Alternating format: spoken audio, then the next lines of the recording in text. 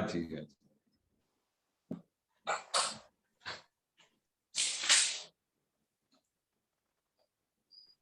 नमो वितरागाय, नमो वितरागाय, नमो अरिहंताणम, नमो अरिहंताणम, नमो सिद्धाणम, नमो सिद्धाणम, नमो सिद्धाणम, नमो आयरियाणम, नमो आयरियाणम,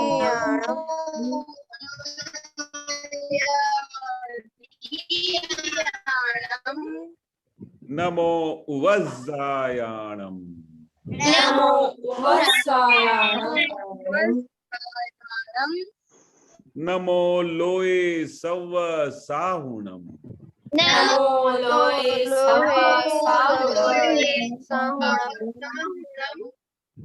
ऐसो पंचन मुक्कारो, ऐसो पंचमुखारो,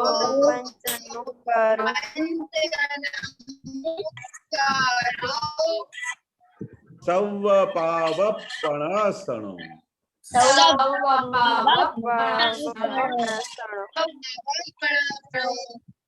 मंगलाणं च सव्वेसिं,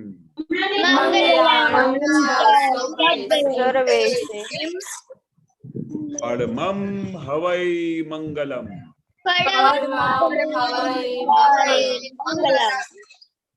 ओम नमो भगवते वासुदेवाय, ओम नमो भगवते वासुदेवाय,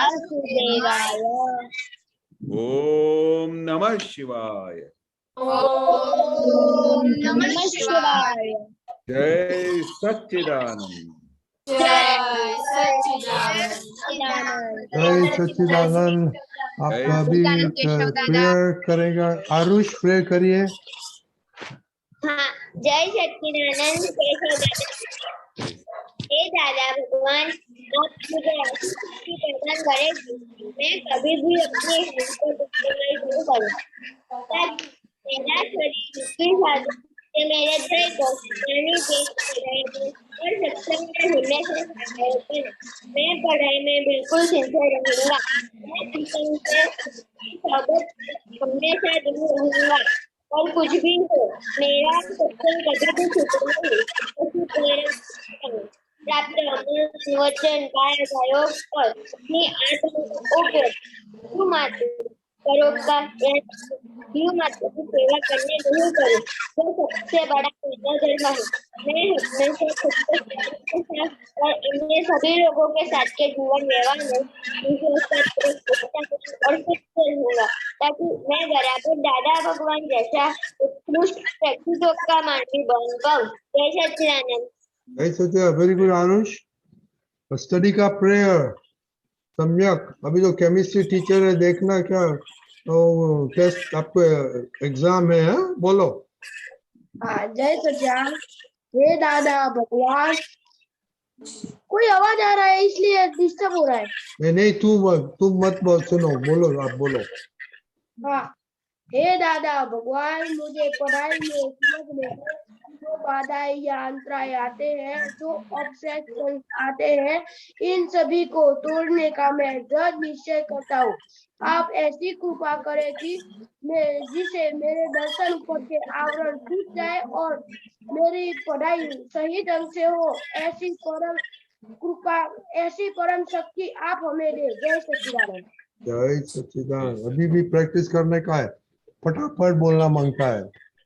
और केमिस्ट्री टीचर को बोलो कि आपको अच्छा केमिस्ट्री दे, अच्छा फॉर्मूला दे। Okay okay. तो केमिस्ट्री मम्मी है।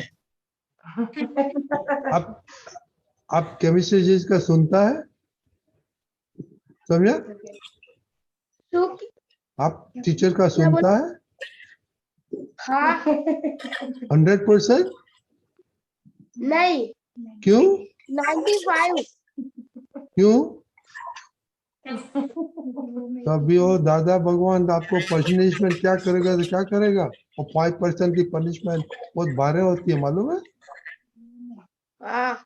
हाँ नहीं मालूम है, वो लाइटली नहीं लेने का। वो रड्डी दादा, हाँ वो फेवर्ड चाइल्ड है। ओ इसलिए वो तो अभी दीपक दादा, केशव दादा, आपको केमिस्ट्री टीचर को कुछ केमिस्ट्री सिखाना पड़ेगा। फेवर्ड चाइल्ड होता है तो जिम्मेदारी बढ़ जाती है। नहीं वो कुछ नहीं करता है। नहीं, जिम्मेदारी बढ़ जाती है क्योंकि वो कुछ भी नहीं करेगा तो मम्मी एक्सेप्ट कर देंगे, ऐसा है, तो उनकी जिम्मेदारी बढ़ जाती है ना। ओ अच्छा अच्छा, तो दीपक दादा और केशव दादा, आपको केमिस्ट्री टीचर को कुछ केमिस्ट्री सिखाना पड़ेगा। Okay very good. Keshav ji, हम थोड़ा इन लोग का एक्सपीरियंस सुनेगा। हाँ जी। तो आज कितना आपने HES यूज किया और आपने क्या ऑब्जर्व और लिसन किया? दादा ATS मतलब आरुष, तू कल आया था क्या नहीं?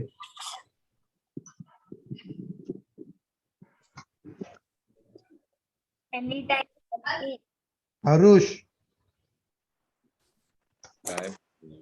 ओके, सबको मालूम है ATS क्या होता है? किसको मालूम है?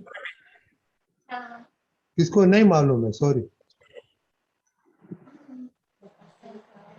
ओ केमिस्ट्री टीचर, ये समझे को खाना 2 दिन बंद करने का। ओके। हाँ, ये कल तो आप आज कितना अच्छा सुनाया था। इवन नेमिल, नेमिल किधर गया? नेमिल दादा किसी का कॉल आ गया है, पता नहीं चला। आरुष, आपको भी खाना बंद करना पड़ेगा। दादा नेमिल, ATS का मतलब? एक मिनट ठहरो। ओके, कौन बताएगा ATS का मीनिंग? बताओ। ओके, हम सबसे छोटी है श्रेया की खुशी। कौन छोटी है? खुशी। खुशी छोटी है। ओके, खुशी बोलेगा तो। ATS का मतलब एनी टाइम शक्ति। एनी टाइम शक्ति, ऑन टाइम नहीं, एनी टाइम। मारुष, आरुष मालूम पड़ गया? हाँ। एनी टाइम शक्ति। तो कल निमेश दादा ने क्या बताया था? आप आए थे कल? नहीं। हाँ, इसलिए तो जो बच्चों नहीं आता है वो प्रीवियस दिन का प्लीज आधा घंटा चेक कर लेना का। किसी को मालूम है निमेश दादा ने क्या बोला था शक्ति के बारे में? हाँ श्रेया, प्रेयर्स करते हमको शक्ति मिलता है। हाँ वो ठीक है, लेकिन निमेश दादा ने बोला था अपनी अंदर इनफाइनाइट शक्ति है। तो ये दीपक दादा ने ATS शब्द निकाला, एनी टाइम शक्ति। तो एनी टाइम शक्ति मिल सकती है, कैसे मिल सकती है? तो श्रेया ने बताया। तो जो आप स्टडी का प्रेयर करता है वो ATS में जाता है कि नहीं जाता है? हाँ जाता है। तत्साधन ATS में जाता है कि नहीं जाता है? जाता है। ओके, खाने के पहले प्रेयर करता है वो ATS में जाते हैं कि नहीं जाते हैं? जाता है। हाँ, तो ये इसलिए सारा दिन कितना ATS यूज किया वो जरा सोचना का। Okay, I don't know. Okay, चलो मैं अभी बड़ी दीदी के पहले पूछेगा। ऐसी दीदी, जय सच्चिदानंद। मैंने पूरा दिन 10 टाइम्स ATS यूज किया था। ओके, और स्टडीज में? स्टडीज में कितना किया? स्टडीज में 5 टाइम्स। 5। ओके, सो टोटल 10 हो गया। और आपका कुछ ऑब्जर्वेशन, लिसनिंग? लिसनिंग आज मैंने मम्मी का कहा माना था। कुछ ऑब्जर्वेशन? अच्छी अच्छी है, बुरी है, वैसे ऑब्जर्वेशन कुछ हो? नहीं, कुछ लोगों के लिए तिरस्कार हो जाता है। आज नहीं हुआ ऐसे था। नहीं, देखो 3 अपना गोल है। Okay, if you are 100% the goal then you are good, right? हाँ, वो तीनों में आप अच्छा स्कोर करेगा तो you are good. Okay, हेता दीदी. जय सच्चिदानंद, आज मैंने 12 टाइम्स ATS का यूज किया था और उसमें से स्टडीज में 6 टाइम्स और ऑब्जर्वेशन और लिसनिंग में मुझे बाहर से तो मैं किसी का हम नहीं डुबाती, लेकिन अंदर से थोड़ा थोड़ा डूब जाता है। Good observation. अनन्या दीदी. जय सच्चिदानंद, आज मैंने ATS का यूज 12 टाइम किया है, उसमें से 7 टाइम स्टडी के लिए किया है। आज मैंने मम्मी की हर बात मानी है और मैंने ऑब्जर्व ये किया कि मम्मी किस तरह से काम करती है, उसके जैसा काम करने सीखना है मुझे। अच्छा, मम्मी बहुत एक्सपर्ट है काम में. हाँ, वो जल्दी जल्दी काम करती है और मुझे थोड़ा टाइम लगता है। ओके, तो मम्मी के पास कौन सा शाक बनाने का सीखा? Onion potato. Okay, very good. Vidhi दीदी. हाँ, जय सच्चिदानंद, आज मैंने ATS 3 टाइम्स किया है और उसमें से स्टडी 6 टाइम्स की है। और आज मैंने ऑब्जर्वेशन में ये ऑब्जर्व किया कि मैं एक बार गई थी, वहाँ पे मैं कई जगह पे शुद्धात्मा के दर्शन करना भूल जाती हूँ, तो उसको मुझे इम्प्रूव करना है। और लिसनिंग में आज मैंने खुशी की सब बातें मानी है, उसको मना नहीं किया किसी भी बात में। यस, वुमन हो गई. Very good. मोनिका दीदी. हाँ, आज मैंने 8 टाइम्स यूज किया था, उसमें 5 टाइम्स मैंने स्टडी किया और ऑब्जर्वेशन में ये किया था कि करिश्मा को कॉलेज से बहुत विकास करते हैं, बहुत लोग करना है, इसकी बात माननी है। आपका होमवर्क क्या था? एक्स्ट्रा होमवर्क क्या था आपका? जो भी घर पे टकराव होते क्या हुआ उसमें? क्या हुआ?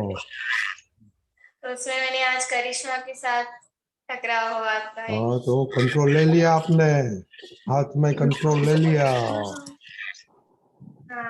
राइट? हाँ, ओके ओके. ओ जम्बू सर. हाँ, जय सच्चिदानंद, आज मैंने 9 टाइम्स ATS का उपयोग किया और पढ़ाई में 6 टाइम्स ATS का उपयोग किया। और आज मैंने ये ऑब्जर्व किया कि मैं पहले मम्मी जो काम बोलती थी उसमें मैं पहले काम तो करती थी, पर उससे पहले ना बोलती थी। आज मैंने एक भी बार मम्मी को काम करते पहले ना नहीं बोली और सारा काम कर लिया। Okay, very good. देवानी. जय सच्चिदानंद, आज मैंने 9 बार ATS का उपयोग किया है और आज मैंने ये ऑब्जर्व किया कि मम्मी का बनाने का आटा जो सॉफ्ट बनता है वो मेरे से नहीं बनता। ओके, सम्यक. हाँ, जय सच्चिदानंद, मैंने 8 बार ATS का उपयोग किया है और मैंने 7 बार ATS का पढ़ने में उपयोग किया और ऑब्जर्वेशन में तो मैंने ये किया कि कल रद्दकान दादा तुमने बताया ना,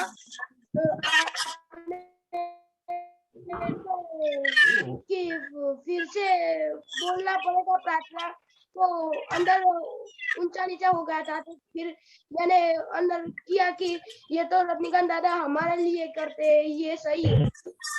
ओ थैंक यू. मेरे पे सोचा तो वो थैंक यू. तो आप ऑब्जर्वेशन नहीं किया तो खाने के समय ऑब्जर्व नहीं किया, खाना क्या खाया था आज?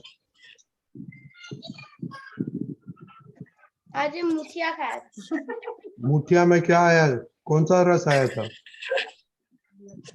पालक का। पालक मालूम नहीं हमको. रस का, पालक का रस क्या है हमको मालूम नहीं है. बोलो. मीठा होता है, मीठा। पालक मीठा होता है? थोड़ा कड़वा ऐसा। वो केमिस्ट्री टीचर को पूछना पड़ेगा, पालक मीठा होता है? पूछो आप केमिस्ट्री टीचर को. नहीं होता है, ऐसे तो आपने कुछ खाया ही नहीं.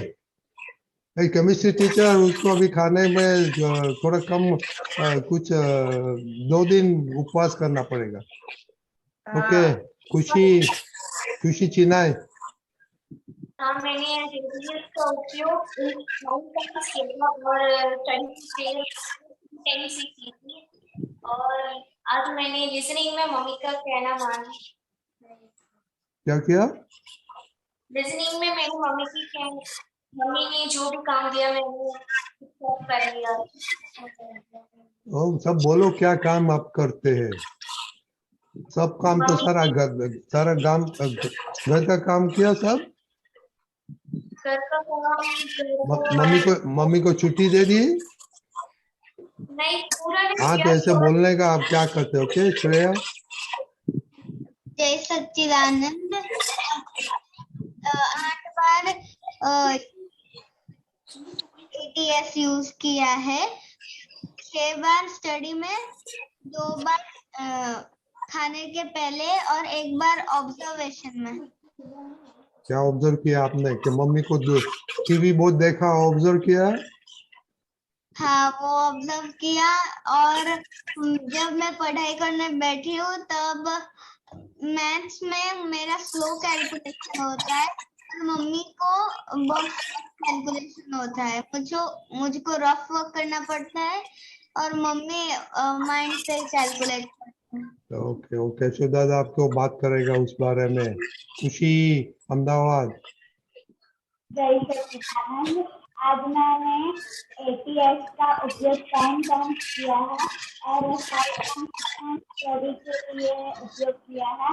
और मैंने ऑब्जर्व ये किया कि मैंने दीदी ने मुझे पढ़ाया वो ऑब्जर्व किया, और लिसनिंग में जो दीदी ने पढ़ाई मुझे समझ में पढ़ाई करवाई वो मुझे और जो दीदी ने क्वेश्चन आंसर किया था। Very good Aarush. जय सच्चिदानंद, आज मैंने ATS का यूज नहीं किया था। आपको क्या करेगा? मम्मी की हेल्प की थी। Okay very good. करिश्मा। आज मैंने मम्मी पापा का पग नहीं दबाया। मम्मी पापा को क्या किया? तेल नहीं दबाया था। ओह वेरी गुड, आया था? ओके वेरी गुड, ऐसे करना कल भी। ओके पिताक्षी बा। जय सच्चिदानंद, आज मैंने ATS का उपयोग 11 टाइम्स किया था और आज ऑब्जर्विंग में मैंने ये ऑब्जर्व किया कि जब मैं पढ़ाई करने से पहले क्लास करके मैं मैथ्स के सम्स कर रही थी तो मेरे सारे स्पीड में और सारे सही हुए मैथ्स के सम। और हिंदी में, और आज हमारी हिंदी की टेस्ट थी गिनती की 51 to 100, तो मुझे उसमें 10 आ रहे। मैंने प्रार्थना करके टेस्ट दी थी। तो वेरी गुड। देवम। रुद्र, आपको नॉइज बहुत आता है। रुद्र। सच्चिदानंद, आज मैंने ATS का उपयोग नहीं किया और आज मैंने ऑब्जर्व ये कहा कि मम्मी को मुझसे अच्छी गुजराती आती है और मुझे नहीं आती है, और मुझे गुजराती में मात्राओं में बहुत भूल होती है और मम्मी को समझ में आ भी जाता है कि मैंने मात्रा में भूल की है। ओके ATS में कुछ आज कुछ नहीं किया ATS में? नहीं, आज रह गया। क्यों? तो दादा को भूल गया? मैं सत्सांग किया था। ओके रुद्र। आज मैंने ATS का यूज 7 टाइम्स किया था और मैं आज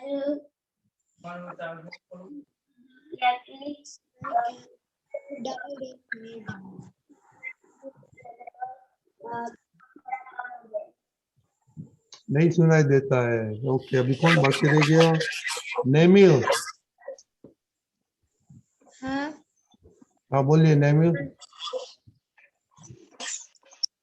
जय सच्चिदानंद, आज मैंने ATS का यूज 16 टाइम किया था, उसमें से स्टडी के लिए 0 टाइम किया था। और ऑब्जर्वेशन में आज मैंने कुछ ऑब्जर्व नहीं किया और लिसनिंग में आज मैंने मम्मी की सारी बात मानी है। ओके अब एक स्पेशल असाइनमेंट था, वो मोनिका था, हो क्या? अनन्या दीदी आपका क्या असाइनमेंट था? विराधना के बारे में। ओके, तो क्या आज आपने मैंने ऑब्जर्व किसी किया? को मन से और वाणी से विराधना नहीं किया, इच्छा के बिना तिरस्कार नहीं किया। आपके भाई के साथ झगड़ा नहीं हुआ? नहीं। वो किधर वो उसको दूसरे रूम में बैठता है आप दोनों? हाँ, वो टीवी में यूट्यूब में लाइव देख रहा है। ओके, उसको सत्संग नहीं पसंद है। ओके दीपिका जी, आपको बोलने का है, बाद में केशव आनंद बोलेगा। यस, जय सच्चिदानंद। देखो ऐसा है ना कि कोई भी क्रिया ज्ञान बगैर हो सकती है? तो ज्ञान यानी कौन? दादा भगवान। दादा भगवान। दादा भगवान ज्ञान स्वरूप है। अभी ज्ञान का मतलब क्या है कि जो भी कुछ होता है ना उसे प्रकाशित कर देता है। जैसे लाइट चालू है तो हमें सब कुछ दिखाई देता है, तो ज्ञान की उपस्थिति में हमें सब कुछ पता चलता है। एक बात ऐसी है, हमारी जो गलतियां बाहर होती है, जो भी क्रियाएं बाहर होती है, उसका पिक्चर पहले अंदर चलता है। यानी वो गलती पहले अंदर से शुरू होती है। अभी किसी ने हेता या एचपी ने बताया कि वो अंदर से चला था, बाहर से गलती नहीं हुई थी। लेकिन वो अंदर ही अगर हमें पता चल जाता है, ऐसा हमारा ऑब्जर्वेशन हो जाता है, निरीक्षण हो जाता है, तो अंदर ही बंद हो जाएगा अपने आप। लेकिन वो अगर हम निरीक्षण नहीं करते, ऑब्जर्व नहीं करते और थोड़ा डोजिंग हो जाता है, तो फिर वो बाहर आ जाता है। आप समझे? इसीलिए अगर अंदर ही पता चल जाए, अंदर ही हमने गलती को सुधार ली, तो बाहर नुकसान नहीं होगा। ये बहुत महत्व का है। ये सिद्धांत को धीमे धीमे करके जागरूकता से, इसीलिए ऑब्जर्वेशन बहुत इम्पोर्टेंट है। और जैसे आप लोगों का सुनते हैं ना, ऐसा हमारे अंदर भी जो नेगेटिव चलता है ना, उसको धीमे धीमे सुनना है। इसीलिए इम्पोर्टेंट है और ऑब्जर्वेशन इसीलिए इम्पोर्टेंट है। जय सच्चिदानंद। जय सच्चिदानंद। अभी कैसे आपने सब सुना, तो आप कुछ बोलिए अभी। दीपक आनंद जी ने बहुत अच्छी चीज बताई। ऑब्जर्वेशन, ऑब्जर्वेशन एक बहुत बड़ी चीज है। जैसे ही आप ऑब्जर्वेशन करोगे ना, तो आपको अपनी हर एक जगह की भूल पकड़ में आएगी। अगर आप ऑब्जर्वेशन नहीं रखोगे तो आपको पता भी नहीं चलेगा कि आपकी भूल हो रही है। ऑब्जर्वेशन में बहुत बड़ी शक्ति है। अपने अंदर में क्या चल रहा है उसको ऑब्जर्व करो। मेरा आज क्यों हर एक बात में मेरा आज बिल्कुल स्टडी के लिए बिल्कुल नहीं हुआ, किसी चीज के लिए क्यों हुआ, तो वो अंदर से पता चलेगा कि आपको कौन सी चीज में रस ज्यादा है, कौन सी चीज में आपको अट्रैक्शन ज्यादा होता है।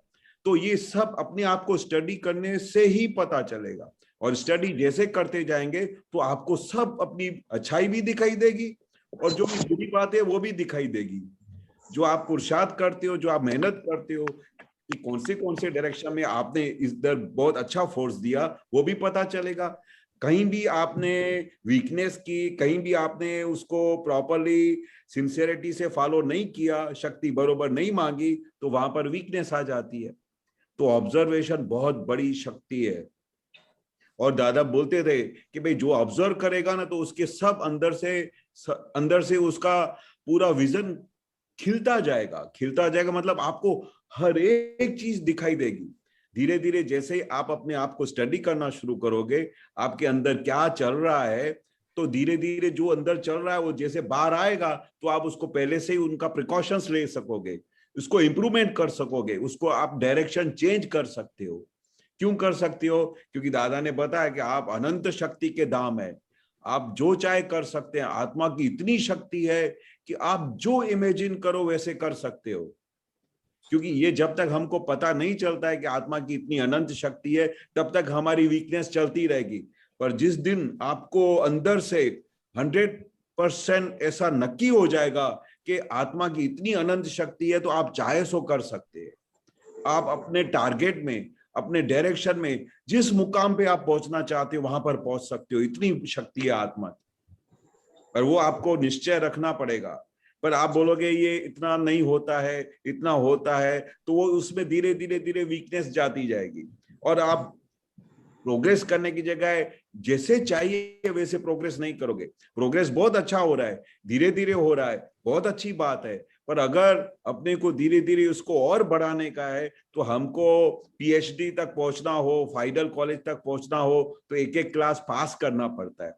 तो अभी हम क्या कर रहे हैं, स्टडी करके, ऑब्जर्व करके एक एक क्लास को हम आगे बढ़ना चाहते हैं। और जितना हम आगे बढ़ेंगे उतनी हमारी समझ खिलती जाएगी, उतनी हमको शक्तियां बढ़ती जाएगी, और इसी तरह से हम हर एक मुकाम में, हर एक बात में अव्वल होते जाएंगे और हमको धीरे धीरे अंदर का सुख बढ़ता जाएगा। क्योंकि जैसे ही हम अपने टारगेट के हिसाब से चलेंगे तो हमको खुशी मिलेगी। मिलेगी कि नहीं मिलेगी? अगर पास हो जाएंगे तो आपको खुशी मिलेगी ना? हाँ, तो हमको रोज ऑब्जर्व करने का है कि हम आज के एग्जामिनेशन में पास हुए कि नहीं हुए। जब तक हम पास नहीं होंगे तब तक हमको वो खुशी नहीं मिलेगी। पर जैसे ही आप बोलोगे कि आज मैंने ये काम किया, मैंने इतनी बार शक्ति मांगी, उसका मुझे ये रिजल्ट मिला, तो आपको और आगे बढ़ने की खुशी मिलेगी। और जैसे ही आप सक्सेस होते जाओगे तो आपको अपने डायरेक्शन में और आगे बढ़ने की हिम्मत मिलेगी और आप स्पीडी आगे बढ़ते जाओगे। इसलिए ऑब्जर्व करो कि मेरी कहाँ भी, हम जब छोटे थे तो दादाजी हमको ये ऑब्जर्व करते थे। हमसे जैसे रजनीकांत जी अंकल हमारे से बार बार पूछते हैं ना कि आपको ये अभी कैसा हुआ, कितना हुआ, ऐसे दादाजी हमसे बार बार पूछते थे। और दादाजी पूछते थे कि अभी कैसा प्रोग्रेस हुआ कि नहीं हुआ। फिर हमको डायरेक्शन देते थे कि हाँ ऐसे मिस्टेक हो रही है तो आप इसको ऐसा करोगे तो और स्पीडी हो जाओगे। फिर हम उस चीज को पकड़ लेते थे। फिर वो चीज को पकड़ने के बाद हमारी धीरे धीरे स्पीड बढ़ती जाती थी। तो जैसे जैसे दादा पूछते हैं ना आपसे, तो उस समय वो आप स्टडी करो कि मैंने को ये आज क्यों क्वेश्चन पूछा, आज क्यों बोला कि आज इनको 2 दिन के लिए फास्टिंग पे रखो। मतलब हमारी अभी भी वो सक्सेस की घड़ी नहीं आई है। वो हमको जो मुकाम पे पहुंचना है अभी तक हम नहीं पहुंच रहे, तो वो हमारा डायरेक्शन रखो। एवरी डे, दादा इसलिए बोलते थे कि एवरी डे अपनी डायरी नोट करो, मेंटेन करो कि आज आप अपने आप को मार्क्स देना शुरू करो। आप अपने आप को मार्क्स देना शुरू करोगे तो आप इंडिपेंडेंट बनोगे।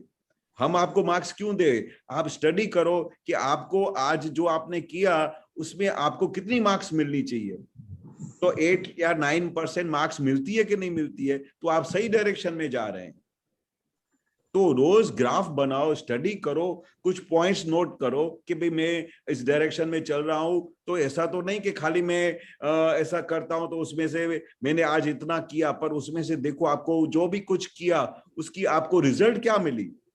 रिजल्ट में आपको अंदर से खुशी मिली, आपके आसपास जो करीब है आपके बिहेवियर से उनके सबको खुशी मिली।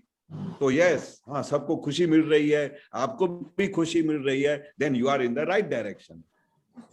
अभी भी जहां भी कुछ कचाश है, कहीं भी हम नहीं पहुंच पा रहे हैं या हमारे को रिजल्ट नहीं मिल रही है, तो फिर उसको क्यों नहीं मिल रही है उसका स्टडी करके, ऑब्जर्व करके उसको और आगे बढ़ने का हमारा एक ही अभी निश्चय है कि हमको सक्सेस बनना है, हमको अपने मुकाम पे पहुंचने का है। अभी हमने ओथ लिया हुआ है। हमने क्या लिया है? ओथ लिया कि हमको अभी अपने मंजिल पे पहुंचना है। अगर हमारा निश्चय पक्का होगा और हमारा डायरेक्शन सही होगा, हमारा ऑब्जर्वेशन होगा, तो हम अपने मुकाम पे जरूर पहुंचेंगे। ये हमारा अंदर से रोज निश्चय होना चाहिए कि मुझे अपनी डायरेक्शन में, मुझे मेरे मुकाम पे पहुंचना ही है। क्योंकि हमारे पास कितना अच्छा सपोर्ट है, आपदा पुत्रों का सपोर्ट है, दादा का सपोर्ट है, सब डायरेक्शंस बताते हैं, रजनी अंकल सब हमको गाइड करते हैं। तो इतने सारे सपोर्ट्स है हमारे पास, इतने सब सपोर्ट्स मिल गए तो हम तो कैसे क्यों नहीं सक्सेस बनेंगे। 200% हम सक्सेस बन सकते हैं क्योंकि दादा हमारे साथ है, सब लोग हमारे साथ है। अभी हमको क्या चाहिए? आपको अपना निश्चय पक्का करने का है। ख्याल आ गया? हाँ। ठीक है, ओके। तो क्या किसका क्वेश्चन है? हिता दीदी का? हाँ मेरा है। हाँ बोलिए। जय सच्चिदानंद। जय सच्चिदानंद। मेरा ये क्वेश्चन है कि हम बहुत कोई भी चीज में अभी कितने दिनों से सत्संग में आ रहे हैं, लेकिन 100% सिंसियरिटी अभी आई नहीं है। और आप लोग, आपका पुत्र सब बहुत ही मीन्स के दादा में ओतप्रोत हो रहते हैं हर टाइम। तो आपको ऐसा तो क्या उनमें दिखा था कि आप इतना आगे बढ़ गए हैं? अच्छा, अभी क्या है, हम भी आपकी तरह प्रोसेस में। केशवान जी, हाँ जी। ये दोनों सिस्टर ने ज्ञान लिया है, हाँ? अच्छा, वेरी गुड, हाँ, वेरी हाँ। गुड। नहीं, बहुत अच्छा प्रश्न पूछा कि हम भी आपकी तरह ही इसी प्रोसेस में हैं, क्योंकि ये प्रोसेस कोई आज ही बंद नहीं हो जाने वाली है, आज ही पूरी नहीं होने वाली है, क्योंकि अंदर हमारी अंदर बहुत सारी वीकनेसेस है, बहुत सारी चीजें हैं जो हमारे हिसाब से नहीं होती। पर एक चीज बहुत अच्छी है कि हमारी सिंसियरिटी और हमारा निश्चय पक्का था कि हमें ये डायरेक्शन में पहुंचना है। अगर अंदर से ये निश्चय पक्का हो गया और आपका निश्चय ऐसा 100% हो गया कि मुझे ये मुकाम पे पहुंचना है, तो कुदरत का नियम है, ऑल साइंटिफिक सर्कमस्टेंशियल एविडेंसेस आपको हेल्प करेंगे, नेचर हेल्प करेगा, दादा भगवान हेल्प करेगा, सब आपका पुत्र हेल्प करेंगे। पर आपका निश्चय कच्चा हो गया, या थोड़ा कच्चा पक्का हो गया, या थोड़ा मन के हिसाब से चले, या कुछ भी प्रकार का परसेंटेज कम होगा, तो फिर वो आगे गाड़ी नहीं बढ़ेगी। भले कुछ भी वीकनेसेस आती हो, कितने भी ट्रबल्स आती हो, पर हमारा निश्चय टूटना नहीं चाहिए, क्योंकि ये संजोग तो बहुत आते रहेंगे। बाहर से संजोग आएंगे, कभी मन के संजोग आएंगे, कभी अंदर से संजोग ऐसे आएंगे जो हमको हिला डालेंगे। वो तो कुदरती होने वाला है, क्योंकि हम अभी 100% पर पहुंचे नहीं है, अभी हमारी प्रोसेस चालू हो गई है। पर एक चीज तो अच्छी है कि इतना पहले से अगर हम स्टडी करें, तो जो पहले आपकी पोजीशन थी और आज की पोजीशन है, उसमें कुछ फर्क हुआ है कि नहीं हुआ है? हुआ है। तो इसका मतलब क्या हुआ कि हम अभी आगे बढ़ रहे हैं, और ये तो बहुत अच्छी बात है कि हम आगे बढ़ रहे हैं। अभी हमारा निश्चय क्या है कि हमको पूरा 100% पोजीशन पे पहुंचना है। तो उसके लिए एक बार हम गाड़ी में बैठे, तो समझो हम यहाँ से अमेरिका जाना हो, तो अमेरिका जाने में 17 घंटा 18 घंटा फ्लाइट में लगता है कि नहीं लगता है? हाँ। तो उतना टाइम तो लगेगा। तो उस टाइम जो हमको मिला है 17-18 घंटा, वो 17-18 घंटे के अंदर हमको एक ही काम करने का है कि हमारा फ्लाइट तो निकल चुका है अमेरिका पहुंचने के लिए, वो पहुंचेगा तो 100%, पर अभी वो 17 घंटा का जो टाइम मिला है ना, उस टाइम का हमको उपयोग करने का है, ताकि जब हम उधर मंजिल पे पहुंचे तब हमको किसी भी चीज की बाकी न रह जाए, कोई भी चीज बाकी नहीं रह जाए। वो 17 घंटे के लिए हमारे को पुरुषार्थ करना है, हमारी जो वीकनेसेस है उसको निकाल देने का है। और जब हम उधर अमेरिका पहुंचेंगे तो पूरा ब्रह्मांड, पूरी दुनिया हमको देखने की मिलेगी, क्योंकि हम तब तक पूरे तैयार हो चुके होंगे। फिर वो समय हमारा बहुत अच्छा समय होगा, जिसको दादा बोलते कि फाइनल ज्ञान, जब पूरा प्रकाश हो जाएगा, फिर कोई भी वीकनेस नहीं रहेगी, फिर कोई भी दुख नहीं रहेगा, किसी के लिए अभाव तिरस्कार नहीं रहेगा, सबके लिए प्यार ही प्यार रहेगा। वो दिशा पे हमको पहुंचना है। तो अभी हमारी प्रोसेस तो चालू हो गई है, हमारी इंप्रूवमेंट भी चल रही है। तो ऐसा कभी नहीं सोचने का कि भाई अभी हमको जैसा चाहिए वैसा नहीं हो रहा है, पर टारगेट रखने का कि हमको वहां पहुंचना है, और हम जरूर पहुंचेंगे, क्योंकि दादा हमारे साथ है। दादा के फ्लाइट में बैठे हैं, तो हमको मंजिल आना तो अभी जरूरी है, और आएगी। दुनिया इधर की उधर हो जाए, पर हमारी मंजिल आएगी, क्योंकि हम दादा की फ्लाइट में बैठे हुए हैं। सही है? आप गीता दीदी, आप प्रेयर करते हैं ना, डेली प्रेयर, उसमें क्या करते आप बोलते हैं? दादा भगवान के जैसे ही विश्वसनीय, नैतिक और शुद्ध, उनके जैसे मैन ऑफ पर्सनालिटी बन पाए। हाँ, तो ऐसे वो मक्कम रहने का उसमें। हाँ, ओके। नेमिल, आपको क्वेश्चन है? हाँ बोलो। हाँ, जय सच्चिदानंद।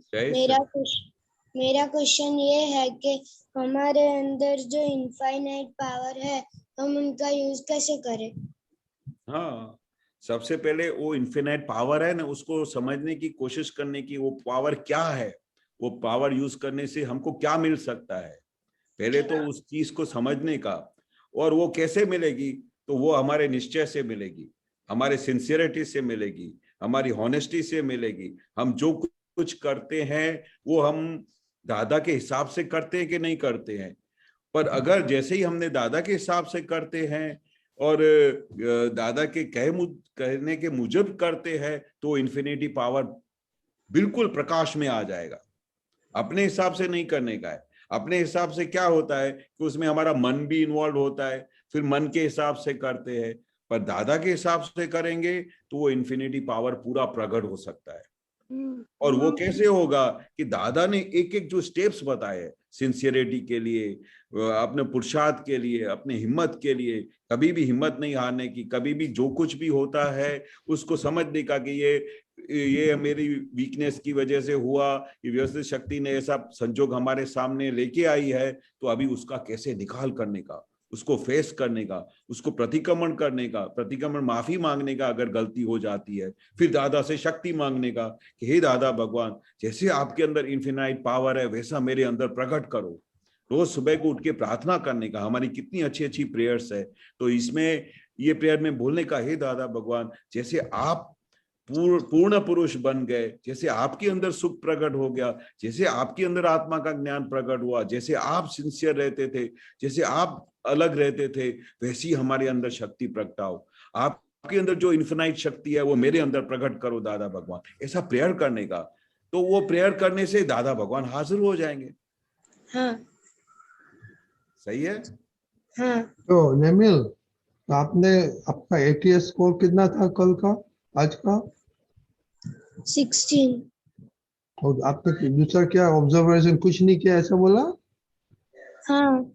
हाँ, तो केशवान जी उसने कुछ ऑब्जर्वेशन नहीं किया। हाँ, ये बन सकता है? नहीं करोगे तो उसमें वो पता ही नहीं चलेगा कि आपने क्या किया पूरे दिन में। ऑब्जर्वेशन बहुत जरूरी है कि इसका रिजल्ट क्या आया, जो कुछ आपने किया उसका रिजल्ट अपने आप को बताने का, उसका स्टडी करके कि मैंने ये कुछ आज पूरे दिन में किया तो इसका रिजल्ट क्या आया, वो ऑब्जर्व करने का। ऑब्जर्वेशन में बहुत बड़ी चीज मिलेगी आपकी, प्लस और माइनस सब चीजें आपके हाथ में आ जाएगी। ऑब्जर्वेशन में बहुत बड़ी शक्ति है। आज आप खाने खाया था? हाँ, खाया था। क्या खाना खाया आज? भजिया। क्या? भजिया। भजिया। भुजिया। कौन सा टेस्ट आया था उसमें? भजिया। भजिया। ओ, भजिया में क्या टेस्ट आया था? भजिया में पालक और मेथी का। नहीं, वो मैं पूछा नहीं, क्या था टेस्ट, क्या था? कड़वा रस। Okay, very good. ओ, आपको पहचाना कड़वा रस, वो क्या बोलता है उसको? ऑब्जर्वेशन नहीं बोलता है? हाँ। आपने पढ़ाई की थी आज? पढ़ाई नहीं की? नहीं। छुट्टी है स्कूल में? नहीं, सब कल करने का, कल छुट्टी है ना इसलिए। आज पढ़ाई नहीं की कुछ? नहीं, स्कूल गया था और ट्यूशन गया था। हाँ, तो पढ़ाई नहीं बोलते उसको? हाँ, बोलते हैं। तो ट्यूशन गए थे तो क्लास के पहले प्रार्थना की थी? नहीं। तो ऑब्जर्व करने का। हाँ। स्कूल में गए थे कि ऑनलाइन चलता है? ऑनलाइन। ऑनलाइन के पहले प्रार्थना की थी? नहीं। और ब्रेक पड़ा, बाद में दूसरा क्लास में प्रेयर की थी? नहीं। वो ऑब्जर्व करने का। तो सिंसियरिटी को कैसे बनेगा सिंसियर दादा को? नहीं, हाँ, ये नहीं प्रेयर नहीं करते तो सिंसियरिटी कैसे बनेगा दादा के जैसे? कि नहीं बनने नहीं का? बनने का। तो हाँ। तो कल बताना क्या क्या ऑब्जर्व करते हैं। हाँ। आज ब्रश किया था? हाँ। ब्रश ऑब्जर्व किया था? ब्रश ऑब्जर्व कैसे? वो भी को सब ऑब्जर्व करने का। ओके। हाँ। ओके, तो एनीबॉडी दूसरा कोई किसी को क्वेश्चन है?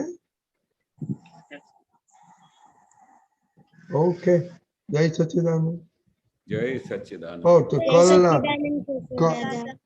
कल आपरे सम्यक आपरे है।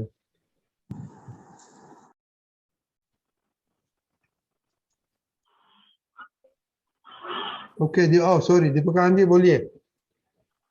जय सच्चिदानंद। ये जो नदी होती है ना, हाँ उसके ऊपर बांध क्यों बांधते हैं पता है? डैम बांधते हैं ना, वो क्यों बांधते हैं पता है? पानी ओवरफ्लो ना हो जाए उसकी वजह से। ओवरफ्लो ना हो जाए कि ऐसे ही वेस्ट ना हो जाए, इसीलिए। स्टोर हो। एक बार पानी बह गया तो फिर वो हाथ में आता है। नहीं। तो इसी तरह से हमारी अंदर शक्तियां हैं, तो उसको अच्छी तरह से चैनलाइज करना है, उसको मोड़ देना है, डायरेक्शन देना है, दिशा देनी है। इसीलिए जब हम ये शक्ति मांगते हैं तो उसे दिशा मिलती है। जैसे सूर्य नारायण का प्रकाश तो है ही, लेकिन उसमें वो बिलोरी कांच लगते हैं ना, मैग्नीफाइंग लेंस रखते हैं, तो वो किरणों को हम केंद्रित करते हैं, फिर वो कागज जल जाता है। उसी तरह से शक्ति मांगने से हम हमारी शक्तियों को केंद्रित करते हैं एक अच्छा काम के लिए, एक अच्छे परिणाम के लिए, ध्येय के लिए, लक्ष्य के लिए। समझ गए? Very good. जय सच्चिदानंद। जय सच्चिदानंद। तो केशव दादा, हाँ जी। ये श्रेया है ना, हाँ तो उसका एनर्जी टीवी में जाता है, मम्मी के साथ बोलने का ही टाइम नहीं आता है, तो क्या करेगा? अच्छा, तो फिर तो वो एक दिन वो श्रेया खुद कीवी बन जाएगी। हमको तो दादा को श्रेया नाम निकाल देंगे, फिर उसका नाम टीवी रखेंगे। तो विधि दीदी श्रेया का नाम क्या रखेगा अभी? टीवी हो जाएगी तो baby Shah Shreya. TV. Shah TV. Shah TV. नहीं तो श्रेया श्रेया टीवी अहमदाबाद टीवी बोलेगा। ये खिड़की श्रेया बंद मत करो। ये श्रेया खिड़की बंद क्यों करती है? हाँ, अभी मम्मी इम्पोर्टेंट है कि टीवी इम्पोर्टेंट है? क्या शान जी? मम्मी। नहीं नहीं नहीं, तो मम्मी को टाइम बात करने में टाइम तो नहीं मिलता है। नहीं मिलता है। नहीं, तो आपने तो बोला था ना कि टीवी देखता है तो बात नहीं हो सकती है।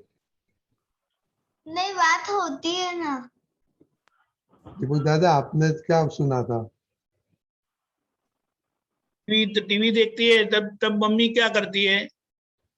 तब मम्मी काम करती है। तो मम्मी को काम करने में हेल्प करेगी तो अच्छा है ना। हाँ, उसमें उसे सीखने मिलेगा, टीवी में तो खो जाएगी। नहीं, मैंने हेल्प किया था, टेबल अरेंज किया था और सैलेड भी बनाया था। लेकिन वो मम्मी जब काम करते थे तो ऐसे ही क्यों खड़े रहे, टीवी देखने गए? नहीं, मैंने टेबल अरेंज किया था। नहीं, लेकिन जब मम्मी काम करते थे तब उनको हेल्प करना था ना, ऐसा है। हाँ। समझ गए? अगर मम्मी सो जाती है ना तो टीवी देखो, लेकिन मम्मी जाग रहे हैं और आप वो कोई काम करते तो उनको जाके हेल्प करो, मम्मी को अच्छा लगेगा। आपने आपके पास वो दूसरी सिस्टर है ना, वो हेल्प करती है ना मम्मी को। कौन सी सिस्टर है?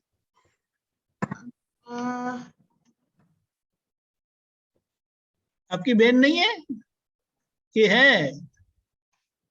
तो फिर आपको जाना चाहिए ना। ये हेटा दीदी और श्री दीदी है, वो तो दोनों है। अगर वो हेटा सो जाती है या टीवी देखती है या कुछ काम करती है तो हेटश्री जाके हेल्प करती है। तो मम्मी को तो कोई हेल्प नहीं है ना। समझ गई ना? अरे वो शाह तो बहुत पक्के होते हैं। रजनी दादा, शाह पक्के नहीं होते। अच्छा, वो नहीं, वो समझ गई, अभी समझ गई ना। हाँ। जय सच्चिदानंद। जय सच्चिदानंद। कल बताना क्या होता है श्रेया। ओके, जय सच्चिदानंद एवरीबॉडी। जय सच्चिदानंद। जय सच्चिदानंद। रे बंकिम भाई। जय सच्चिदानंद केशवान जी। जय सच्चिदानंद।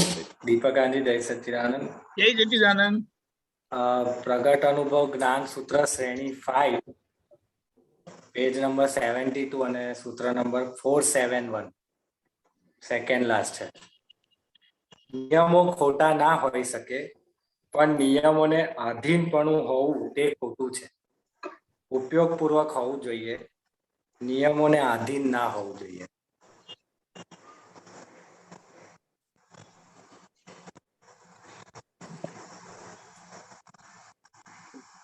બરોબર, બહુ સરસ વસ્તુ છે.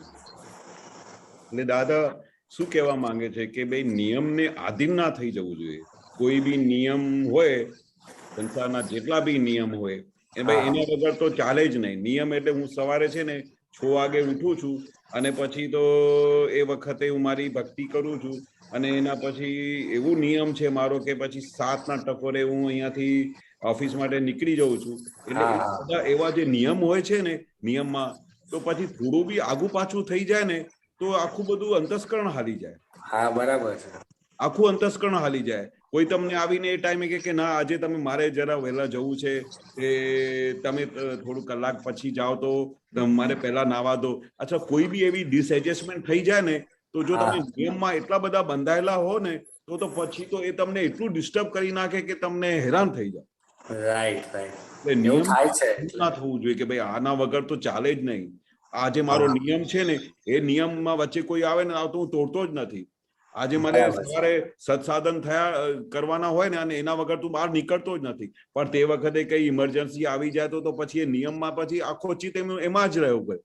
હા બરાબર, ઉપયોગ જતો રહે છે. એવું થાય છે મારે ટાઈમની બાબતમાં ખાસ થાય છે કે કોઈ ટાઈમ પર ના આવે ને તો પછી મારો આખો દિવસ એમાં જાય ગયા અને મારો ટાઈમ દિવસ. એટલે આપણે આધીન નથી થવાનું, એ જોવાનું, ઓબ્ઝર્વ કરવાનું કે કેવા સંજોગો આવ્યા. આજે આવા સંજોગ છે તો આપણે એડજસ્ટ કરી લો. આજે આવો સંજોગ છે તો આપણે આ રીતે એડજસ્ટ કરી લો. એને એટલું બધું આધીન નથી થઈ જવાનું, પણ વિચારશીલ કરવાનું કે ભાઈ આજે આવો સંજોગ આવી ગયો છે, આજે વ્યવસ્થિત નિયમ પ્રમાણે મને એવું લાગે છે કે આજે મારે આ સંસાધન બધું નહીં કરવું પડે, આજે મારે આ બધું છોડી દેવું પડે. એટલે નિયમો ખોટા ના હોઈ શકે. એવું નથી કેતા કે આ સવારે વહેલા ઉઠીનો નિયમ ખોટો છે, ટાઈમ પર સત્સાધન કરવા ખોટા છે, ઓફિસમાં ટાઈમ પર જવું ખોટું, એ આવું નથી કેતા. નિયમોનો આધીન પણ હોવું તે ખોટું છે કે આના વગર ચાલે જ નહીં. એ ખોટું છે. આના વગર તો મારે પછી આખું ડિસ્ટર્બ થઈ જાય. એ તો બધું બહુ ખોટું કહેવાય. ઉપયોગપૂર્વક શું જોઈએ? ઉપયોગપૂર્વક એટલે શું કે ભાઈ કોણ કરી રહ્યો છે, આ કોણ સત્સાધન કરે છે, કોણ ઉઠે છે અને કોણ એને ઉઠાડે છે, તો કઈ વ્યવસ્થિત શક્તિના આધારે તું ચાલી રહ્યો છે. એટલે એ બધું જોવાનું, ઉપયોગપૂર્વક જોવાનું. ઉપયોગપૂર્વક એટલે શું દાદા કે ઉપયોગપૂર્વક એટલે કેવળ જ્ઞાનની દશા થઈ ગઈ. એટલી છે ઉપયોગપૂર્વકમાં. બરાબર છે.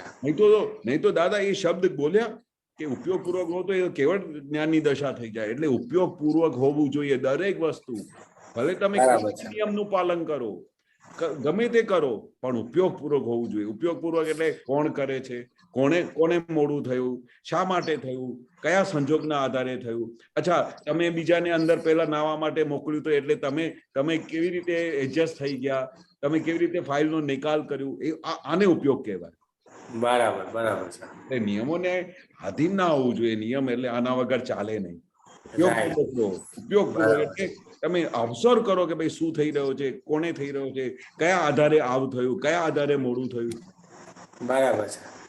હવે એમાં એવું થાય કે ઘણી વાર હવે સપોઝ આ ટાઈમ વાળું છે, બરાબર, તો હવે એ ના આવે ટાઈમ પર તો આપણે એવું કરી શકીએ મેં મારો નિયમ ચેન્જ કરું એમ. પછી મને એવું થાય કે હવે મેં બદલી કાઢું આ વસ્તુ, કારણ કે હવે એનું રિઝલ્ટ કશું મળતું નથી, તો આપણે જ ચેન્જ થવાની જરૂર છે એમ. એટલે એવું ઘણી વાર એવું બી થાય છે. આપણે એડજસ્ટ કરવાનું થાય ને આમાં. જે વખતે સપોઝ આનાથી આવી રિઝલ્ટ મળે છે પણ આપણે થોડું એડજસ્ટ થઈ જઈએ, બીજાને એડજસ્ટ થઈ જઈએ, તો આપણે ચેન્જ થયા તો એ સામેવાળાને કેટલું આનંદ થયું. આપણે સામેવાળાને કેવી રીતે ઉપયોગમાં એને હેલ્પ કરી, આપણે કેવી રીતે આજ્ઞામાં રહ્યા, આપણે કેવી રીતે નિયમમાં બી રહ્યા. બરાબર છે. અને નિયમ આને ખરું કહેવાય ને કે જયારે તમે એ સંજોગ પ્રમાણે એડજસ્ટ થઈ જાઓ. બિલકુલ બરાબર. ત્યારે તો દાદાએ કહ્યું ને નો લો ઇઝ લો. એ શા માટે કહ્યું? હા, રાઈટ રાઈટ. નો લો પણ લો છે, કારણ કે તમે એ ઉપયોગમાં છો. આપણે કઈ એવું નથી કે આવી રીતે જ લો હોવું જોઈએ, પણ ના, ઉપયોગપૂર્વક છે ને એટલે દાદાએ અનાઉન્સ કર્યું નો લો ઇઝ લો. એટલે તમે ઉપયોગમાં રહો. આવી રીતે રહેવાથી કે પેલી રીતે રહેવાથી એમાંથી કશું કઈ નીકળતું નથી, પણ સંજોગવશાત તમારે નિયમ મુજબ તમે ચાલ્યા અને નિયમ તે વખતે નથી તમારે એડજસ્ટ થતું, તો તમે એડજસ્ટ થયા તો તમે બહુ મોટા ઉપયોગમાં રહ્યા. બરાબર છે, બરાબર છે. ઓકે, બીજું પૂછું દીપકાંતજી? હા, પૂછો. એમાં જ છે 45 નંબરનું. અવિચલ વ્યવસ્થિત એટલે કે તીર્થંકર ભગવંતો કે સર્વજ્ઞોએ શું કહ્યું કે રાય માત્ર વધઘટ નહીં, દેખ્યા કેવળ જ્ઞાન. શું નંબર કીધું? 45. 45. ઓકે. એમને સર્વજ્ઞ પ્રકાશમાં જોયું કે આ જગતની આખી વ્યવસ્થામાં કોઈ પણ પ્રકારે કિંચિત માત્ર પણ ફેરફાર કરી શકે એવું છે જ નહીં, અને આખું જગત આમાં ફેરફાર કરવાની મૂંઝવણમાં પડ્યું છે. અવિચલ વ્યવસ્થિત એવો શબ્દ છે. અવિચલ વ્યવસ્થિત એટલે કે તીર્થંકર ભગવંતો કે સર્વજ્ઞો એ શું કહ્યું કે રાય માત્ર વધઘટ નહીં, દેખ્યા કેવળ જ્ઞાન.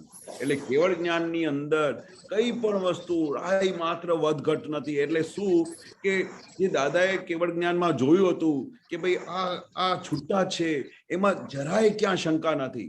આત્મા અને અનાત્માનું કમ્પ્લીટ છૂટાપણું છે. એ રાય માત્ર વધઘટ નથી. એટલે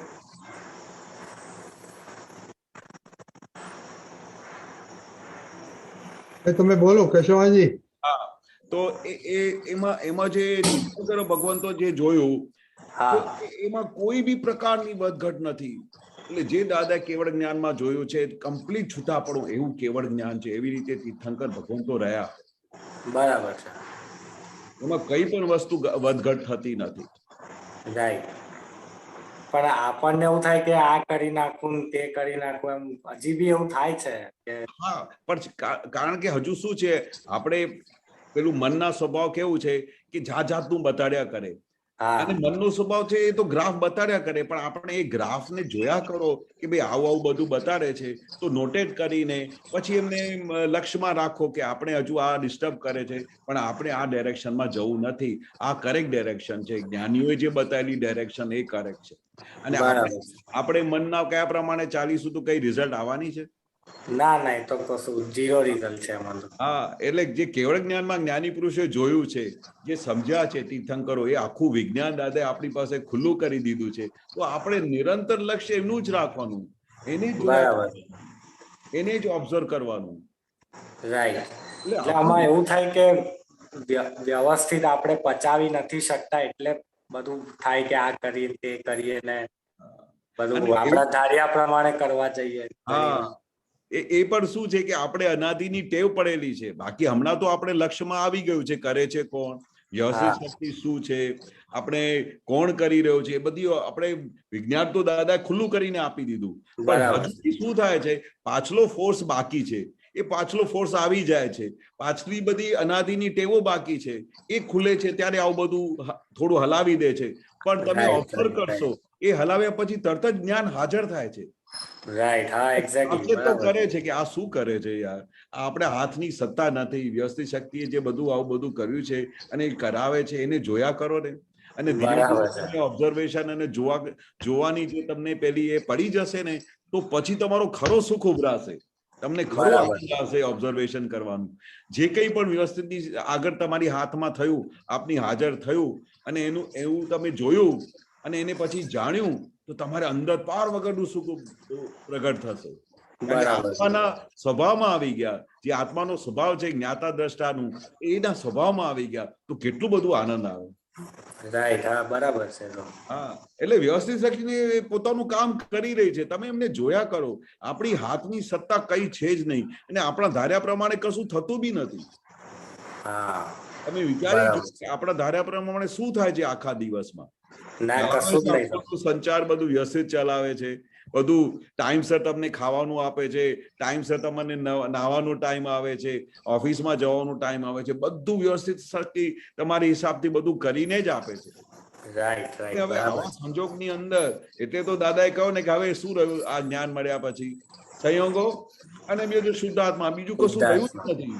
બિલકુલ સંયોગોને જોયા કરો અને જે બાકી ટાઈમ મળે તે શુદ્ધાત્મા પોતાના સ્વનામાં રહો, આનંદમાં રહો, જ્ઞાતા દ્રષ્ટામાં રહો. બીજું કશું બીજું તમે કરી શું શકવાના છો હમણાં? ના, કશું ના થાય. એક્ઝેક્ટલી. અને મનનો સ્વભાવ છે એ બધું બતાડ્યા કરશે. તો આપણે રેડારની જેમ બધું બતાડે છે એને છો બતાડવા દો ને, એ તો હેલ્પિંગ છે. હા, બરાબર છે. કે અમને સાવચેત કરે છે કે અહીંયાથી આ થયું, અહીંયાથી પેલું આવ્યું. બરાબર છે, બિલકુલ. આમાં છે ઘણી વાર સવારે પ્રાર્થના બી કરીએ છીએ, દાદા પાસે શક્તિ માંગીએ કે આજે વ્યવસ્થિત મારું સારી રીતે સારું વ્યવસ્થિત આવે, એમ અંતરાય બધું દૂર થાય, મારું કામ જે છે ને તો થઈ બી જાય કામ મોટા ભાગે, પણ એક સંજોગ એવો આવે ને બધું આખા દિવસનો પુરુષાર્થ હલાવી નાખે. એક જ સંજોગ એવું થાય છે ઘણી વાર. એ થાય ખરું, પણ આમાં આપણે ઓબ્ઝર્વેશનમાં રહ્યા અને ઉપયોગમાં રહ્યા તો આપણે ખબર પડે કે કયા કારણસર એ સંજોગ આવી રીતે આવ્યો. બરાબર છે. દાદા કહેતા કે પૃથ્થકરણ કરો, વિચારશીલ માણસ શું કરે કે આવો સંજોગ કેમ આવ્યો, કયા હિસાબથી આવ્યો, આપણે ગયા ભાવમાં આપણે એને કેવી રીતે અને આવી રીતે ઊંધું કર્યું હશે કે જેથી કરીને આવો સંજોગ આવ્યો. હું તમને એક દાખલો આપું ને તો તમે એમાંથી ખબર પડશે કે એનાથી કેટલા બધા વિજ્ઞાન ખુલ્લું થાય છે. એક નાનો દાખલો આપું છું. એક પાર્ટીએ છે ને અમારા કંપનીના 6 લાખ રૂપિયા દબાઈ દીધેલા. હવે 6 લાખ રૂપિયા બહુ મોટી રકમ કહેવાય. આપણે ધંધો કરીએ તો એમાં 6 લાખ રૂપિયાનો માલ આપીએ તો 25-50 હજાર આપણું પ્રોફિટ હોય, બાકી તો બધું માલ સામાનમાં જાય. હવે 6 લાખ રૂપિયા એને દબાઈ દીધા તો એ પછી જાતનું કે મારા સંજોગ ભારી છે, ધંધા બંધ થઈ ગયા છે, આમ થઈ ગયા છે. અને અમારે તો પેલું 6 લાખની સાયકલ બંધ થઈ જાય એટલે બિઝનેસ પર કેટલો ઇફેક્ટ આવે. બિલકુલ બિલકુલ. પછી આ વિજ્ઞાન શું કામ કરે છે એ હું તમને બતાડું. તે વિજ્ઞાન પહેલા તો બધું બતાડે કે આપણે આટલું બધું સારું કર્યું, આટલા સસ્તામાં એને વસ્તુ આપી, આટલા બધું એમને હેલ્પ કર્યું, રેટ વધી ગયા હતા તો એ ઓલ્ડ પ્રાઇસ પર માલ આપ્યું, તેમ છતાંય પણ એ અમારા પૈસા દબાઈ દીધા છે અને એટલું બધું અમને હેરાન કરે છે. એટલે મન તો એવું બોલે કે ના બોલે? બોલે. 10 વખત ફોન કરીએ, લેટર્સ લખીએ, કઈ જવાબ નહીં. 25 વખત ફોન કરીએ તો ફોન ના ઉપાડે. બરાબર છે. એટલે પછી હજુ બંધ બુબાબૂમ કરે. તો એક વખત તો મન બૂમાબૂમ કરે અને બીજી બાજુ આખું વિજ્ઞાન ખુલ્લું થાય કે દાદા શું કહ્યું છે, અરે તમે જો એ તમારે પૈસા નથી આપતો અને તમારો ફોન નથી ઉપાડતો તો ગયા ભાવમાં તો તમે એને બહુ જોરદાર હેરાન કર્યા છે. બરાબર, બિલકુલ. જોરદાર હેરાન કર્યા છે. જ્ઞાન શું કહે છે કે તમે he is doing return with thanks. જે તમે કરીને આવ્યા તો આખું વિજ્ઞાન એક તરફ હાજર થાય છે, પણ મન બૂમાબૂમ કરે છે. આવું કેવી રીતે બની છે? એક્સેપ્ટ નથી કરતો. ફોન કેમ નથી ઉપાડતો? એને ફોન તો ઉપાડવું જોઈએ કે ના ઉપાડવું જોઈએ? પછી એમ કરીને આખો દિવસનો ગોટો વાળી દઈએ. 50% જ્ઞાનમાં, 50% પછી પેલું આપણા ગયા ભાવનો હિસાબ, પછી દાદા. પછી ધીરે ધીરે અમે મારા મનને પકડ્યું. મેં કીધું જો આ વિજ્ઞાન કેવી રીતે ખુલ્લું થાય છે. દાદા કહે છે કે ભાઈ કોઈ આપણા પૈસા દબાઈ દે તો આપણે એમને તરત જ તો ખુલ્લું થવું જોઈએ કે તમે એમની કઈ ને કઈ રીતે હેરાન કર્યા છે. કોઈની તાકાત નથી કે વાળ જેટલું બી તમે હલાવી શકે આખા જગતમાં. એ બી જ્ઞાન દાદાએ કહ્યું છે. વાળ જેટલું બી તમને ટચ ના કરી શકે એવું સ્વતંત્ર જગત છે. પણ તમારા જ કેમ 6 લાખ રૂપિયા એને દબાઈ દીધા છે? કારણ કે તમારો હિસાબ ભારે છે. પછી મનને આપણે હેન્ડલ માર્યું કે સાલું હવે એક પણ વિચાર ઊંધો આવશે તો આપણે એમને છે ને અને એક્સેપ્ટ નથી કરવાનું, એને એન્ટર થવા નથી દેવાનું. કારણ કે મન તો સ્વભાવ બહુ હેરાન કરવાનો છે. હું તો કાલે જઈને છે ને એને ત્યાં બેસી જઈશ. મન શું બોલે અને એને શરમસાર કરીશ કે અમે શું ગુનો કર્યો છે તમારો કે તમે અમારા પૈસા દબાઈને બેઠા છો. બિલકુલ. દાદાએ શું કહ્યું કે નોર્મલ એફર્ટ્સ તમારે અંદર ખાને કર્યા કરવાના, પણ અંદર ખાને રોજે પ્રતિક્રમણ કરવાના કે મેં હે ભગવાન તમને જાણે અજાણે ગયા ભાવથી લઈને આ ભાવમાં જાણે અજાણે મેં તમને દુઃખ આપ્યા હોય તો અમે માફ કરી દો. હવે અમે સોગંદ લઈએ છીએ કે તમને કઈ હેરાન નહીં કરીએ. અને હે અંદર બેઠેલા ભગવાન.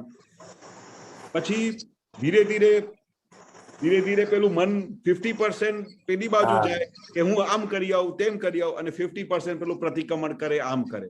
બરાબર સાહેબ 6 મહિના સુધી અમે એટલા જબરજસ્ત પ્રતિક્રમણ કર્યા, એટલા માટે નહીં કે અમારા પૈસા પાછા આવે, ના પણ એટલા બરાબર છે માટે કે અમે તમે એટલું બધું હેરાન કર્યું છે કે તમે આટલું બધું હિસાબ ચૂકવો છો અમારો. બરાબર છે કોરોનાનો ટાઈમ અને બીજી બાજુ બિઝનેસ બંધ પડી ગયા હોય અને ત્રીજી બાજુ બીજા માણસો પૈસા દબાઈ દેતા હોય, દબાઈને હા તો મન તો હેરાન કરે કે ના કરે? કરે કરે સાહેબ 6 મહિના સુધી જે અમે પ્રતિક્રમણ કર્યા, તે 6 મહિના પછી એક્ઝેક્ટલી એને સામેથી 6 લાખ રૂપિયાનો ચેક મોકલી આપ્યો. બહુ એટલે સરસ પછી શું થયું કે આજે અમારા પ્રતિક્રમણ પૂરા થયા, હવે અંદર બેઠેલા ભગવાને અમને ક્ષમા કર્યું અને એટલે એને સામેથી 6 લાખ મોકલી આપ્યા. બરાબર બિલકુલ સાચી એટલે વાત સાયન્સ કેવી રીતે કામ કરે છે? આ રીતે કામ કરે છે કે તમે ઉપયોગમાં રહો, આજ્ઞામાં રહો, બરાબર છે એનો હિસાબ શોધી કાઢો કે કયા કારણસર આવું થાય છે, કયા સંજોગોને અનુસાર આ આવું કરી રહ્યા છે.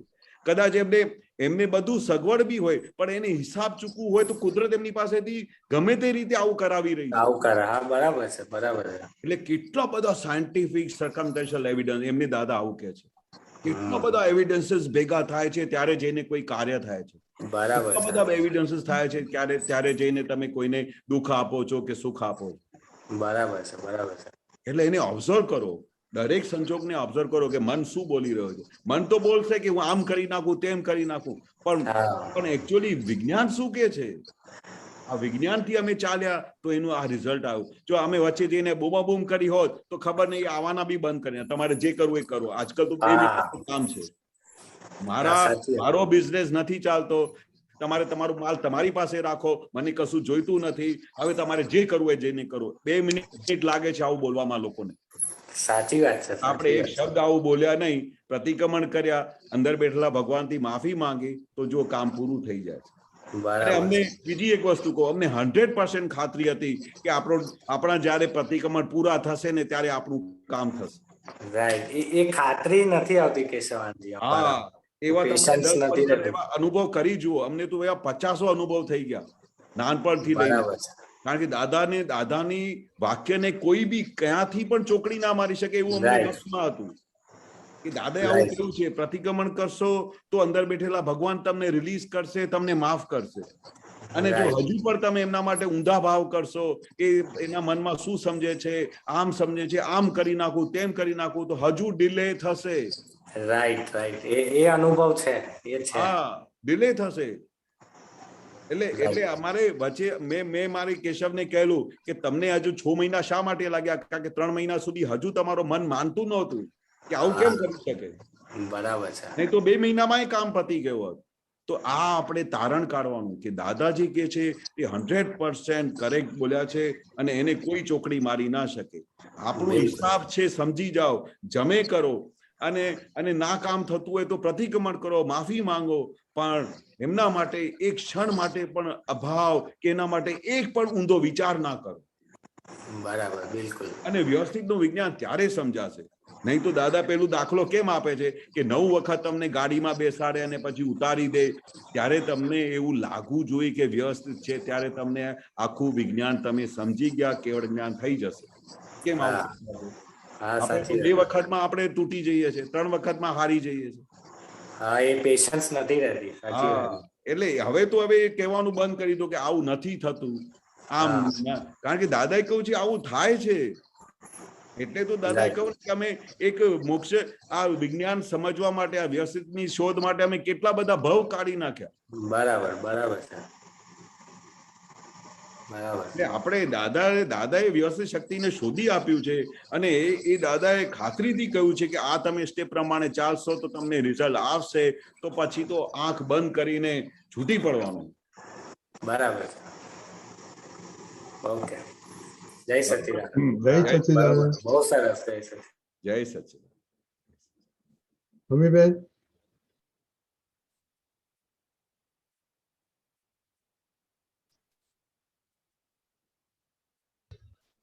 जय सच्चिदानंद केशवानंद जी. जय सच्चिदानंद. जय सच्चिदानंद दीपक आनंद जी.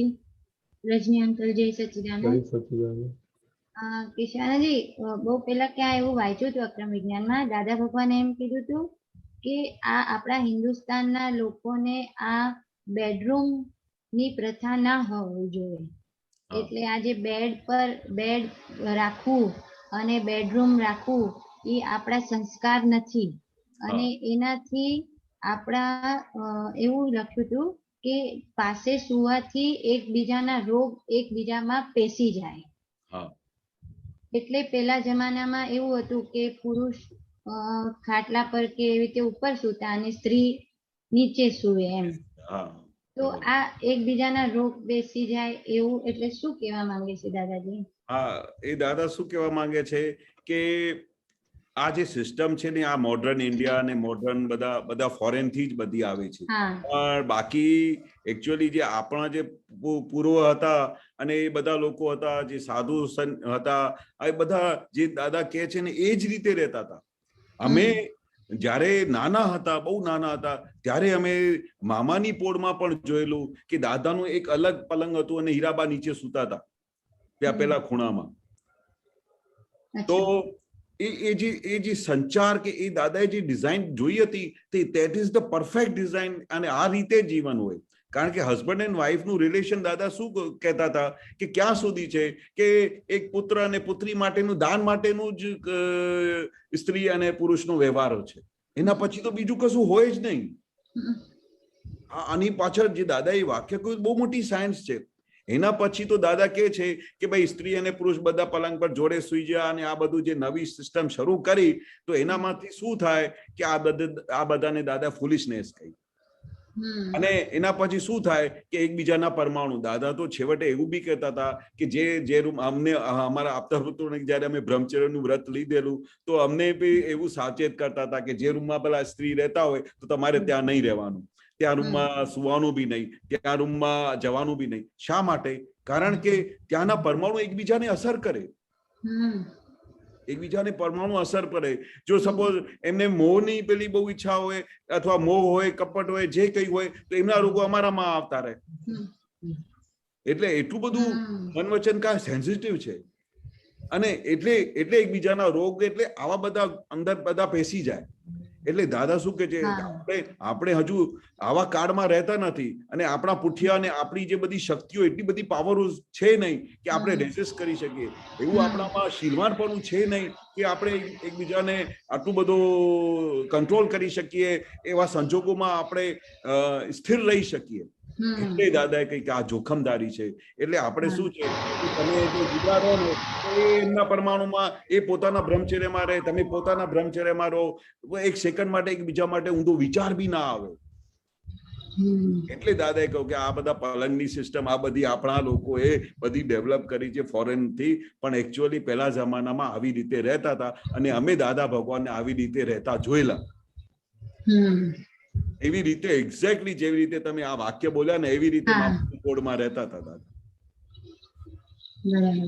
જ્યારે બી અમે જઈએ, સવારે જઈએ તો હીરાબા ત્યાં હોય, દાદા ભગવાન ત્યાં હોય. અમે કોઈ દિવસે એમને એક પલંગ પર બેસીને વાતો કરતા પણ નહીં જોયેલા મારા લાઈફમાં.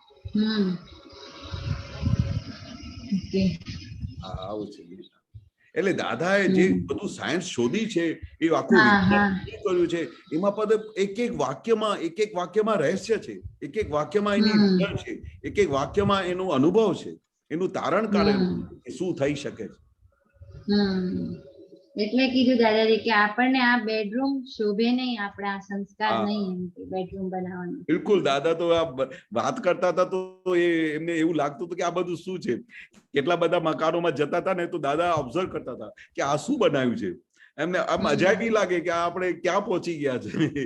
આપણે કેટલા બધા મોટા મોટા બંગલાઓમાં જઈએ દાદા સાથે તો દાદા આમ કરીને જોયા કરે તો અમે વિચાર કરી દાદા શું જોઈ રહ્યા છે. પછી પલંગ ના જુએ, પછી બાથરૂમમાં જુએ તો જાણે કે એક આખું બેડરૂમ બનાવ્યું, એટલું મોટું બાથરૂમ. તો પછી દાદા કે આ બાથરૂમ બનાવ્યું છે કે બેડરૂમ બનાવ્યું છે.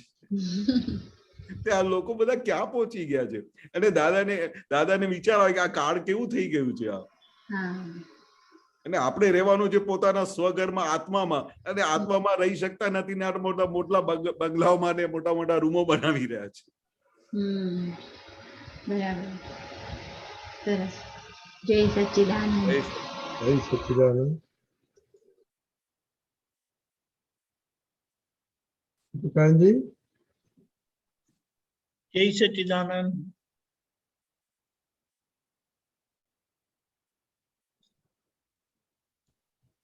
હા, એક મારો અનુભવ શેર કરવાનો હતો મારે. હાજી, બહુ પેલું સરસ. શ્રેયભાઈ પૂછ્યું ને કે આપણે કોઈને ટાઈમ આપેલો હોય તો આપણે પહોંચી જઈએ સમય પર. તો મારી એવી આદત હતી કે ટાઈમ આપેલો હોય, 3 વાગ્યાનો ટાઈમ આપેલો હોય તો હું 2:45 પહોંચેલો જ હોઉં. એમાં ભૂલ થવાની શક્યતા જ નથી. બરોબર. આમ પ્રેક્ટિકલી આપણે કહીએ ને કે મને નથી ખબર કે એવું કોઈ બન્યું હશે કે હું લેટ પહોંચ્યો, બિફોર ટાઈમ જ પહોંચ્યો હું. એટલે પેલી એક અંદર માન્યતા બેસી ગયેલી. હવે જ્ઞાન લીધું ને પછી આજ આપણી સમજણ હોય એટલે એ નિયમને માટે અંદર આમ પકડ, આગ્રહ, ખેંચ હોય. એટલે એવું બનેલું કે એક જણાએ મને ટાઈમ આપ્યો કે હું તમારે ત્યાં 10 વાગે આવીશ. એ મારી સમજણ પ્રમાણે 10 વાગે આવવા કીધું એટલે એમ થાય કે આપણે જઈએ 9:45 તો આવી જ જવા જોઈએ. એટલે મેં 9:45 બધું દુકાન બંધ કરી દીધી મારી, ચાલો આવે છે એમ કરીને. ભાઈ 10 વાગી ગયા, 10:15 થયા. ત્યારે તો આ ફોનની બધી ફેસિલિટી નહોતી એટલે એમને કેમ પહોંચવાનું એ નહોતી ખબર. 11 વાગ્યા, 12 વાગ્યા, 3 વાગે પછી મેં જે એમને ફોન આપેલો ને તે મેં કર્યો. તે મને કહે છે કે સોરી હું નહીં આવી શકું આજે. અરે મને તો જે ધક્કો લાગ્યો છે ને, કારણ કે ટોટલી બધું મારું બધું કે કામ બધું ડિસ્ટર્બ થઈ ગયું. પણ પછી આપણું આ જ્ઞાન એટલું સરસ છે ને કે માર ખાય ને એટલે પછી અંદર રિસર્ચ ચાલે. એટલે પછી અંદર શોધખોળ થઈ. શોધખોળ થતા પછી આ બધી દાદાના સિદ્ધાંતો, વ્યવસ્થિત શક્તિ ને બધું ખ્યાલમાં આવ્યું. એટલે ત્યાર પછીથી કેવું થયું, કોઈ મને કહે ને કે હું 2 વાગે તમને મળવા આવીશ એટલે મારી અંદર લાઈટ થઈ જ જાય તરત.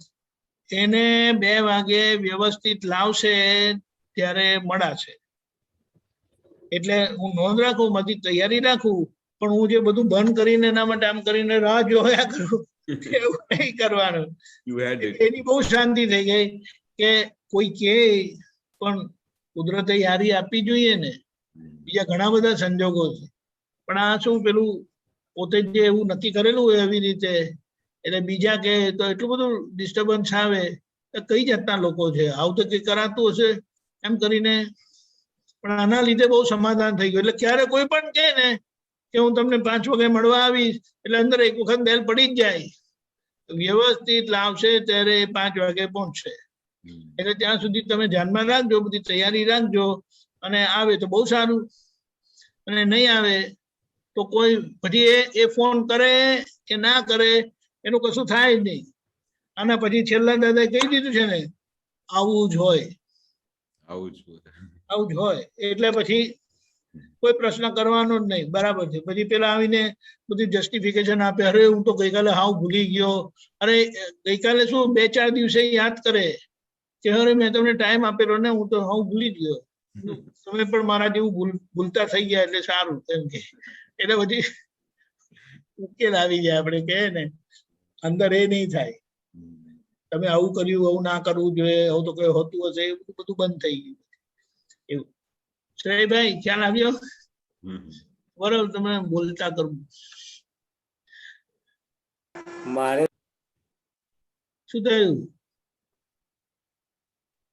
મ્યુટ કરી 1 મિનિટ. હા, ખ્યાલ આવ્યો?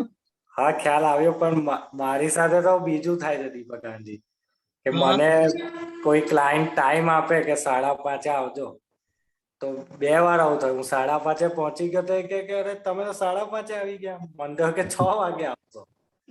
એ તો બરાબર. એટલે આપણે આ જ્ઞાન પછી એક વસ્તુ બીજી એક સારી રહી ને, આપણે આપણો સત્સંગનું સ્વાધ્યાયની વસ્તુ કાયમ સાથે રાખવાની. પેલા કહે ને કે આમ થયું એટલે ચોપડી ખોલીને બેસી ગયો. 6 વાગે છે ને, ઓકે. હા, એ તો બરાબર છે. આપણે તો ફ્રી ટાઈમ મળ્યો. પણ એવું થાય કે એમને જ કીધેલા ટાઈમે મેં જાઉં તો એમને આશ્ચર્ય થાય. એ તો એવું છે, એવું જ છે. આજે તો અહીંયા અને ખાસ કરીને ગુજરાતમાં તો વિશેષ બરાબર છે. અહીંયા અમે તો મુંબઈ થી આવેલા એટલે મુંબઈનો લો એવો નતો. મુંબઈ 3 વાગે કે 2:45 પહોંચે. બરાબર, બિલકુલ બિલકુલ. ટિપિકલી આમ.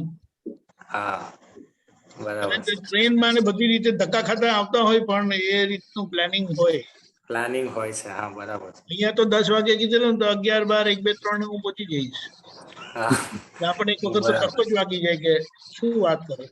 એટલે અમે જોયેલું છે. અમે જોયેલું છે. એમને બી એવું જમવાનો ટાઈમ આપેલો ને તો અમે કેટલા વાગે પહોંચ્યા હતા? 1 વાગે જમવાનો ટાઈમ આપેલો. જમવાના તો આપણે 11:30, 12 વાગે પહોંચવાનું હોય ને. હા બરાબર. અમે 1 વાગે પહોંચ્યા ને એમને કીધું કે અમે તો ખાઈને આયા છે, હવે અમે એમ કહ્યું આ જ વસ્તુ આપણે સાંજે ખાઈશું. કોઈના ઘરે ગયા ને આપણે કહીએ કે સાંજે ખાઈશું તો એ ખવડાવે ના ખવડાવે. બરાબર. પઝલ એટલે world is the puzzle itself કે એટલે બધા દાદા સરસ સોલ્યુશન આપેલા. જય સચ્ચિદાનંદ. જય સચ્ચિદાનંદ. જય સચ્ચિદાનંદ. જય સચ્ચિદાનંદ. ગિરીશભાઈ નો પ્રશ્ન છે. જય સચ્ચિદાનંદ દીપકાનંદજી. જય સચ્ચિદાનંદ કેશવાનંદજી. જય સચ્ચિદાનંદ. જય સચ્ચિદાનંદ. અચ્છા, આપણે ભોગતા પુરુષને ખોળી રહ્યું છે ત્યારે સંતો સુખ ભોગને ખોળવા નીકળી પડે છે. 9:30 વાગે આવવાનો ટાઈમ હોય ત્યારે 9 વાગે ખોળવા નીકળી પડે છે. આપણે આપતા સૂત્ર છે આજના દીપકાનંદજી. હા હા, મને ખ્યાલ છે. હું શોધું કાઢું છું. હા, લાંબુ છે એટલે ભોગતા પુરુષને ખોળી રહ્યું છે ત્યારે સંતો સુખ ભોગને ખોળવા નીકળી પડે છે. 9:30 વાગે આવવાનો ટાઈમ હોય ત્યારે 9 વાગે ખોળવા નીકળી પડે છે. મળી ગયું છે. એક જ મિનિટ.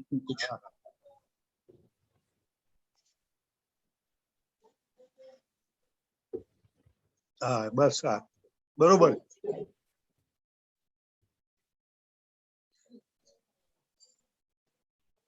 હા બરોબર. ભોગતા પુરુષને ખોળી રહ્યું છે એટલે શું છે કે દરેક જે ભોગી રહ્યું છે અને ભોગતા પુરુષ એ બંનેને એકબીજાને ખોળી રહ્યા છે. આપણે પોતાને સ્વને ખોડવાની જગ્યાએ બહારના ભાગને ખોળી રહ્યા છે.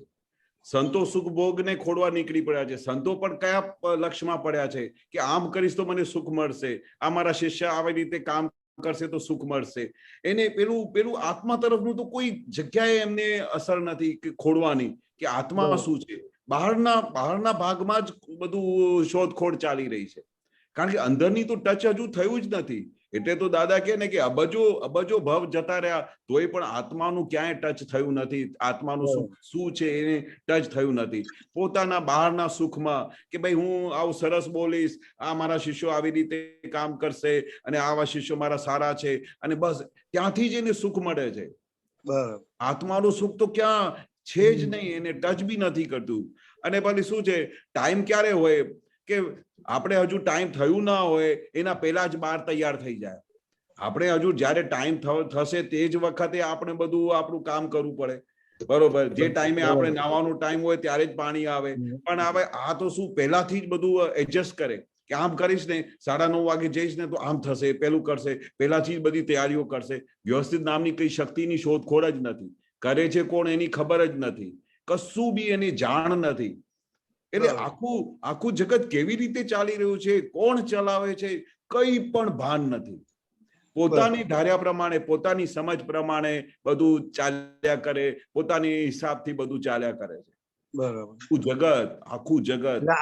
આપણા સંતો જે છે, સંતોને તો એમના આત્માનું જ્ઞાન હોય જ નહીં. એમ કે હજુ તો એક ક્રમિક વારમાં કેવું બધું સ્ટેપ બાય સ્ટેપ ચાલતા હોય, સ્ટેપ બાય સ્ટેપ ચાલતા હોય. હજુ તો એમને ખુલ્લું તો થયું નથી ને. જેવી રીતે દાદાએ અમને કેવું હળહળાટ ખુલ્લું કરીને આપી દીધું છે. આપણે 5 આજ્ઞા આપી દીધી. હળહળાટ આખું વિજ્ઞાન ખુલ્લું કરીને આપી દીધું. બધા પાપો ભસ્મીભૂત કરી દીધા. બધું આખું છૂટાપણું આવી ગયું, રિયલ રિલેટિવ આવી ગયું. હજુ એ તો પેલા પ્રોસેસમાં છે ને. હજુ તો ક્રમિક પ્રોસેસમાં છે. હજુ એ પ્રોસેસ જયારે પૂરું થાય, જે સ્ટેપ બાય સ્ટેપ ચાલી રહ્યા છે. બે સારા પેલા કઈ મળી જાય આગળ તો પ્રગતિ થાય, બીજું કઈ મળી જાય તો નીચે જતા રહે. આમ કરતા કરતા અથડાતા સ્ટેપ બાય સ્ટેપ ચાલી રહ્યા છે. છેવટે ત્યાં પહોંચશે 15 ભવે 20 ભવે. તો આપણા દાદાના અક્રમ વિજ્ઞાન તો ડાયરેક્ટ ફ્લાઇટ જ કહી છે ને મોક્ષ માર્ગમાં. ડાયરેક્ટ લિફ્ટમાં બેસાડી દીધા, કહ્યું નહીં, ડાયરેક્ટ લિફ્ટમાં બેસાડી દીધા. પછી હવે હાથ પગ બહાર કાઢશો નહીં, બસ એટલી સાવચેતી રાખી. બરાબર બરાબર. હા, નહીં તો આવું કે ભાઈ મેં તમને લિફ્ટમાં બેસાડ્યા છે. અને સ્ટેપ બાય સ્ટેપમાં તો બધા ફાંફા નીકળી જાય, બધા ટાટિયા તૂટી જાય, તોય ભાઈ ખબર નહીં કે ક્યારે ચડાશે ને ક્યારે ચડાય. હા, આ તો દાદાએ બહુ કૃપા કરી. દાદાએ કહ્યું છે ને કે તમારા બધાનું એવું પુણ્ય છે કે તમને આ ભેગું થયું. અને આ તો દાદાએ એવું બી કહેલું છે કે આ બધા જે લોકો છે ને એ જૂજ જ લોકો હોય જે આ વસ્તુને સમજે, બાકી કોઈ દાદાની વસ્તુ સમજે બી નહીં. બરાબર બરાબર. આ સમજવું એ આપણી બહુ મોટી પુણ્યની વાત છે કે તમે દાદાને સમજી શકો છો કે દાદા શું કહેવા માંગે છે અને એ માર્ગે ચાલી પડ્યા છો. બાકી તો દાદા કે આ બધા માટેની વસ્તુ જ નથી. આ સમજે જ નહીં, આ બધી વસ્તુ ટચ જ ના કરે એમને. બરોબર, સરસ સરસ. જય સચ્ચિદાનંદ. જય સચ્ચિદાનંદ. જય સચ્ચિદાનંદ. આપણો ઓલમોસ્ટ ટાઈમ થઈ ગયો છે. સચ્ચિદાનંદ અંકલ. જય સચ્ચિદાનંદ. દીપકાજી, આપણે ત્રિમંત્ર બોલાવીએ કે કેશવાન તમારે કઈ કહેવાનું છે? કેશવાનજી, કશું કેવું છે? ના બસ ઓકે. ત્રિમંત્ર તમારે હમણાં શું ચાલી રહ્યું છે, કઈ કહેવાનું છે? ના બસ એ જ, બસ ઉપયોગમાં રહેવાનું એ ચાલી રહ્યું છે. કેવી રીતે ક્ષણે ક્ષણ ઉપયોગમાં રહીએ, બસ એ જ પ્રોસેસ બહુ સુંદર છે. અને એ જ પ્રોસેસની અંદર નિરંતર સમાધિ રહે છે. ઉપયોગમાં રહ્યા એટલે દુનિયાની દરેક વસ્તુનું સમાધાન થઈ જાય છે, ગમે તેવા ભારે સંયોગ હોય. દાદા તો કહેતા હતા કે ભારે સંયોગ હોય ને તો બહુ સારું કહેવાય, આપણે આત્મામાં રાખે. અને એ વખતે જો ઉપયોગમાં રહીએ તો ધીરે ધીરે આપણે કેવળ જ્ઞાનની તરફ પ્રગતિ થાય અમારી. બરાબર છે. ઓકે, ત્રિમંત્ર બોલાવો. કેશવજી, કિરીશભાઈ પ્લીઝ ફોલો. હા, ઓકે. નમો વિતરાગાય. નમો વિતરાગાય. નમો અરિહંતાણમ. નમો અરિહંતાણમ. નમો સિદ્ધાણમ. નમો સિદ્ધાણમ. નમો આયરિયાણમ. નમો આયરિયાણમ. નમો ઉવઝ્ઝાયાણમ. નમો ઉવઝ્ઝાયાણમ. નમો લોએ સવ્વ સાહુણમ. નમો લોએ સવ્વ સાહુણમ. એસો પંચણ મુક્કારો. એસો પંચણ મુક્કારો. સવ્વ પાવપણાસણો. સવ્વ પાવપણાસણો. મંગલાણમ ચ સવ્વેસિમ. મંગલાણમ ચ સવ્વેસિમ. પરમં હવૈ મંગલમ. પરમં હવૈ મંગલમ.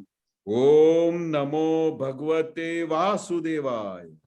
ઓમ નમો ભગવતે વાસુદેવાય. ઓમ નમઃ શિવાય. ઓમ નમઃ શિવાય. જય સચ્ચિદાનંદ. જય સચ્ચિદાનંદ.